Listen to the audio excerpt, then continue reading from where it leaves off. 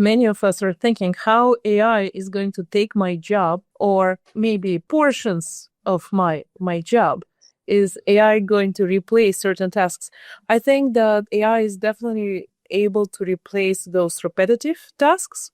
If someone has got a role that involves tagging, classifying documents, for example, or answering routine questions, we can definitely train AI to do that. But if you're in a field where you have to have that creativity, those negotiation skills, I doubted that we are there to replace that human aspect of things, that creativity, that empathy that a human employee has got. But definitely many of us are re-examining which areas and where AI could potentially have an impact on us. Which aspects of our jobs are up for grabs. And what's interesting that the Industrial Revolution was about change to production lines, mechanical. Now it's those intellectual jobs. Now anything that's knowledge based is potentially at tricks. So I'm starting to think, if someone who is a lawyer, for example, how much of their job is at risk? Yeah, I mean, I agree that, from a disposition standpoint, thinking about automation, like the old school RPA, for example, or like replacement is probably not a healthy or holistic way to consider the path that we're all walking. It's really more a matter of augmentation, about, complementing our skill sets. As was mentioned earlier by other panelists, like thinking about our deep and broad subject matter expertise or contextual relevance, and thinking about a way to amplify that value in the ecosystem. I think, all of us, like, I don't honestly know many humans that love their jobs. Maybe other panelists do, but most people I know, and I know probably about 1 million people on this planet from the work I've done the last 26 years, like most people show up every day and have some general degree of, math.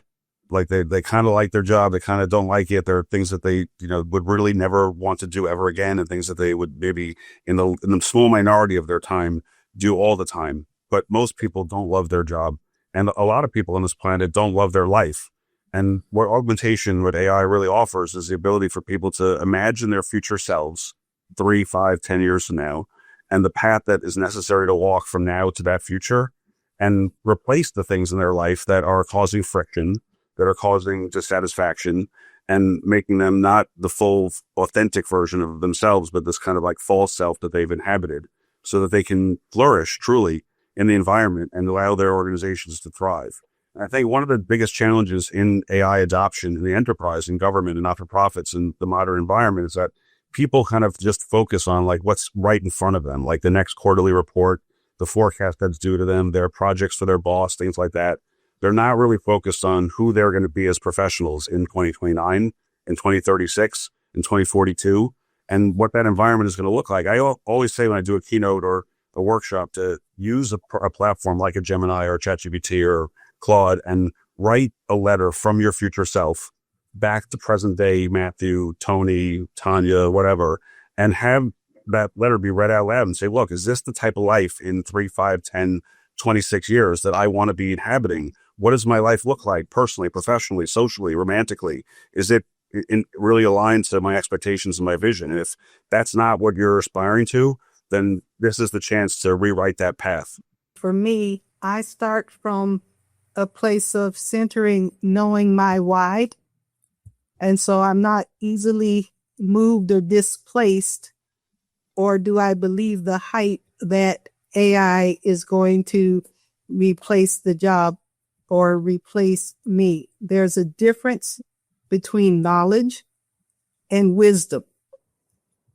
And I know that, as one of the colleagues said earlier, that there is a breadth and depth of knowledge that we need, because AI can sound right and be so wrong underneath. And you need that domain knowledge to determine that. So one of the strategies I use, what's hard, what's boring, what's repetitive. And like a lot of my colleagues, I thought it was so neat to hear that we have a variety of bots working for me. And that is exactly right. They have job descriptions. I monitor them and I assign them tasks so they get performance assessments. But I am not moved from my place of confidence about the hype. The other strategy that I shared, especially with young people on LinkedIn, is the app. There's an app for that. And if you go to there's an app for that and put in that little search bar, whatever the profession is or the role is that you have, it at least tells you how many AI programs, and it's updated regularly, that can do different parts of the different role. So that's one way of looking ahead and being strategic.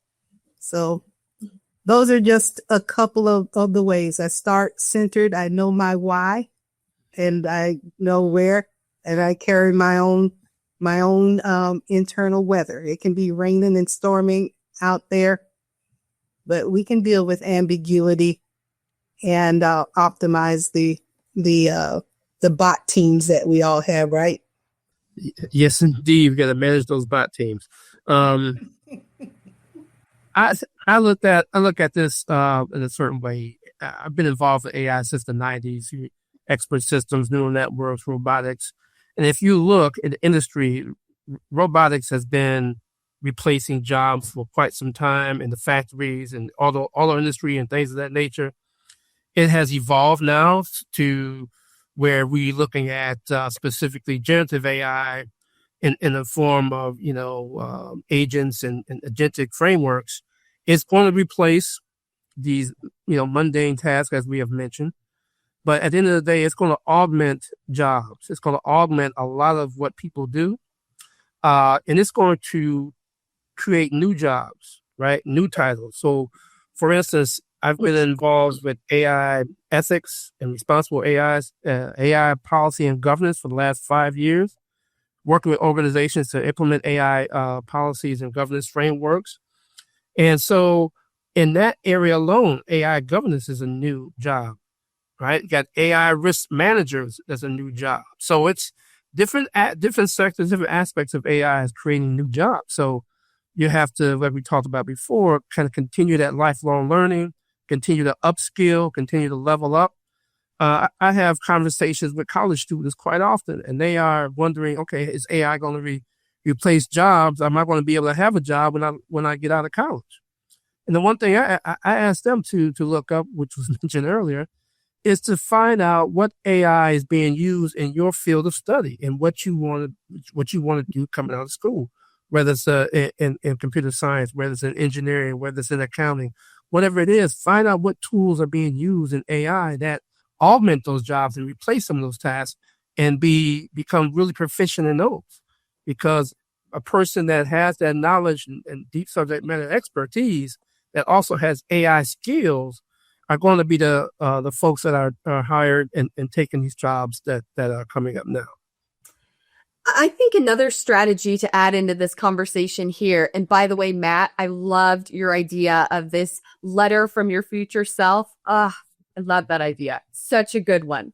I think another strategy I want to toss on the table here is that it's important for us to raise our capacity for holding paradoxical tension right now. There's no one that I know and I talk about this a lot with a lot of various people. There's no one I know that feels 100% for or against AI. I mean, maybe they say they do, but the truth is we all are holding a paradox within us right now, that there's excitement about it, but there's also what feels like a threat in terms of jobs. There feels like a threat in terms of vocational identity. And so it's really important that what we're doing is we are, housing the capacity for holding both the positive and the negative, the pros and the cons, without becoming overly alarmist or, overly evangelist about it. We can hold hope.